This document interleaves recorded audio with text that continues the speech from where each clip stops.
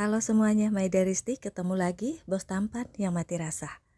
3, 2, 1. Nah, Momi minta, tolong turuti kata Momi kali ini. Momi belum bisa jelaskan alasannya. Tapi nanti pasti Ara akan tahu alasan Momi ini. Ara tahu kan, Momi hanya ingin yang terbaik buat Ara juga buat papamu, kata Alana. Tapi papa gimana, Mam? Papa sendirian dalam keadaan begini. Ara nggak akan pernah ninggalin papa lagi, Mom. Kalau Ara pulang, Ara akan membawa papa, Mom, kata Amara memelas. Belum saatnya, Nak. Mami juga mikirin papamu itu. Tapi saat ini ada yang lebih penting. Kalau Ara bawa Papa Mar ke sini, orang-orang pasti akan curiga. Itu juga akan mengancam adik-adikmu nantinya, Nak. Papamu itu pasti akan bisa bertahan. Dia akan mengerti. Tolong, Nak. Ara dengerin Mami ya. Apa yang akan kita lakukan itu justru untuk papamu. Bagaimana kita akan membantu papamu kalau kalian tidak aman, Nak? Papamu pasti akan mengerti, kata Alana membuat Amara terdiam. Dan Mike marah-marah galau berusaha menahan Amara. Bulan ini ada 2 tender besar, bagaimana bisa kau tinggalkan begitu saja? Teriak Mike. Semuanya sudah siap, Tuan, ada tim yang akan melanjutkan. Saya benar-benar tidak bisa ada di sini 6 bulan ke depan. Ada yang urgent, itu hidup saya, Tuan.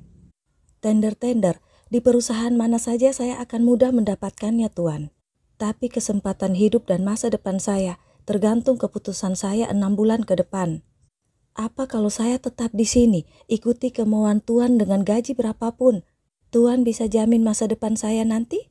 Saya tidak khawatir dengan tender itu, Tuan, selama ikuti petunjuk saya dan tidak ada yang membocorkannya. Dan Mike tidak bisa berbuat apa-apa dengan perkataan Amara itu. Gosip beredar, Mike dicampakkan Amara. Di ruang bawah tanah, Mar menyimpan kesedihannya. Dia akan berpisah lagi dengan anaknya. Apa ada masalah, Nak? Papa tahu mungkin Papa tidak bisa membantumu, tapi Papa selalu mendukung dan berharap yang terbaik buatmu, Nak. Papa mencintaimu, kata Mar tersenyum. Dia membelai kepala Amara. Ada yang harus Ara kerjakan di sana, Pa. Ara ingin selalu bersama Papa, tapi di sana juga tidak bisa Ara tinggalkan. Tapi Pa, sekarang Ara tahu ada Papa. Kita bisa ketemu kapan saja. Papa harus sabar sampai Ara datang lagi ya, Pa, kata Amara menahan tangisnya. Iya sayang, Papa ngerti. Papa nggak apa-apa kok. Papa akan selalu ada di sini menunggumu. Kita juga bisa komunikasi tiap saat. Mar memeluk Amara. Papa harus sehat ya, Pa. Jangan memikirkan hal-hal yang berat, apalagi melakukan hal-hal yang bahaya. Ara akan datang lagi secepatnya, Pa, kata Amara memeluk Mar dengan sangat erat. Bertahanlah, Pa. Ada adik-adik yang belum bertemu Papa, kata Amara dalam hati mulai terisak. Mar ingin menghibur anaknya, tapi dia pun sedang berusaha menahan tangisnya. Mereka terpisah lagi. Tapi ternyata tak ada yang bisa menemukan Alana dan Amara lagi. Mark, Andre, Willy, bahkan Alan, tak ada yang tahu di mana mereka. Mike juga mencari Amara ke tempat yang waktu itu diikuti oleh orangnya, tapi ternyata Amara sudah pindah. Tapi Mark tetap senang, walau dia tidak tahu di mana Alana dan Amara, tapi dia masih sering mendapat email dari Amara.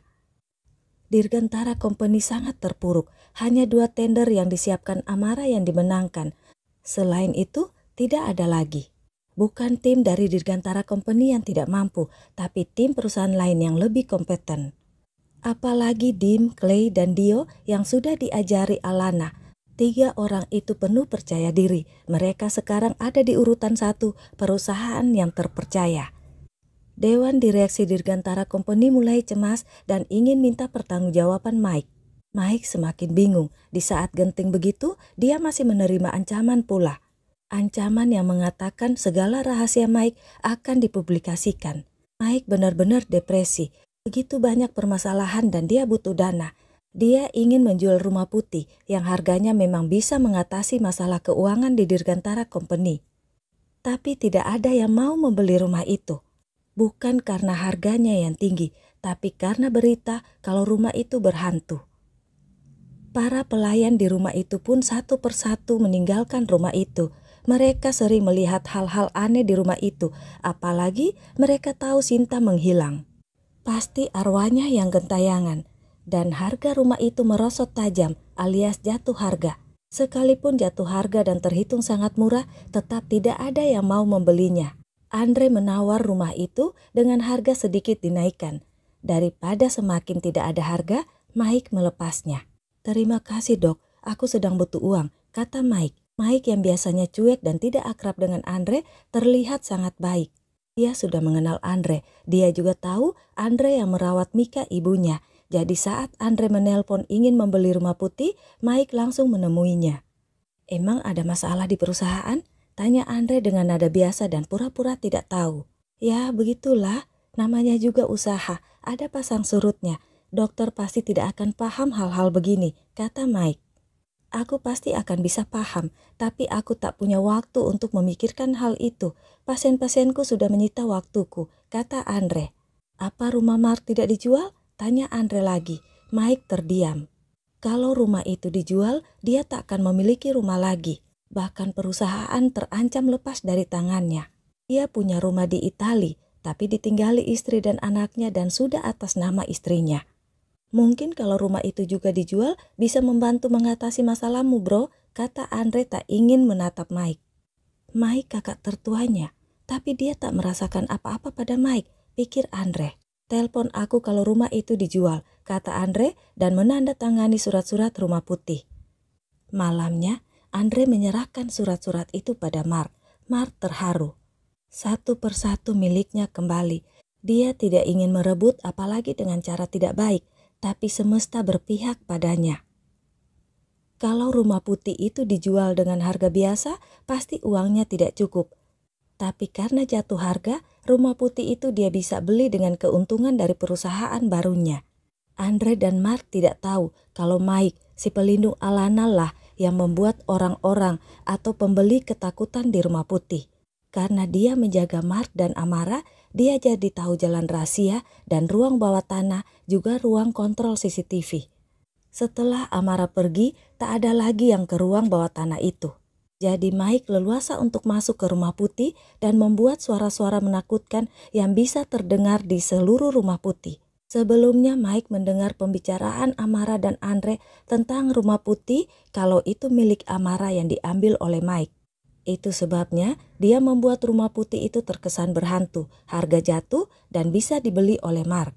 Dia juga ingin membuat hal yang sama di rumah Mark yang ditinggali oleh Mike, tapi dia sulit untuk bisa masuk ke rumah itu.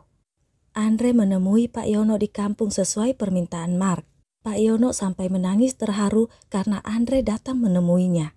Andre membawa Pak Yono ke rumah putih. "Dulu saya beberapa kali datang ke rumah ini dok, bersama Tuan, saat Tuan masih hidup," kata Pak Yono terisak. Dia tetap tidak bisa melupakan tuannya itu. "Sekarang tolong Pak Yono jaga dan rawat rumah ini. Rumah ini sudah kembali ke tangan pemiliknya, ke anaknya Mark," kata Andre. "Non Amara, iya kan dok? Di mana mereka? Pasti dia sudah besar sekarang. Dia cucuku dok." Pak Yono menangis terus.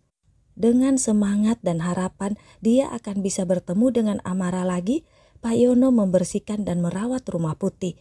Dia juga mengajak si tukang kebun dan istrinya Sari untuk tinggal di rumah itu.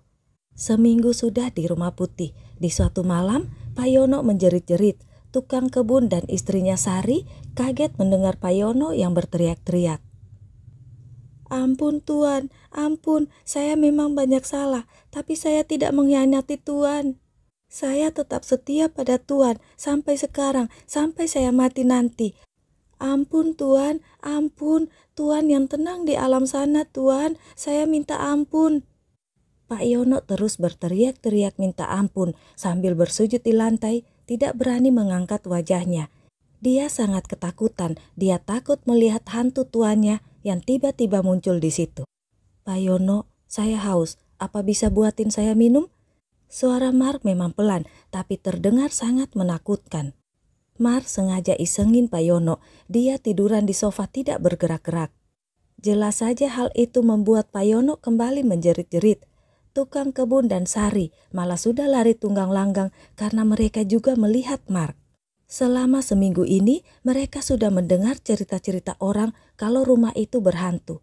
Ternyata walau sudah meninggal tahunan, tuannya masih gentayangan jadi hantu. Pak Yono, saya haus. Ampun, ampun Tuan, ampun, kembalilah Tuan. Ikhlaskan semuanya Tuan, yang tenanglah Tuan di alam sana. Pak Yono sudah kencing di celana. Mar tambah iseng. Dia berjongkok di depan Pak Yono dan mengangkat wajah Pak Yono supaya melihat padanya.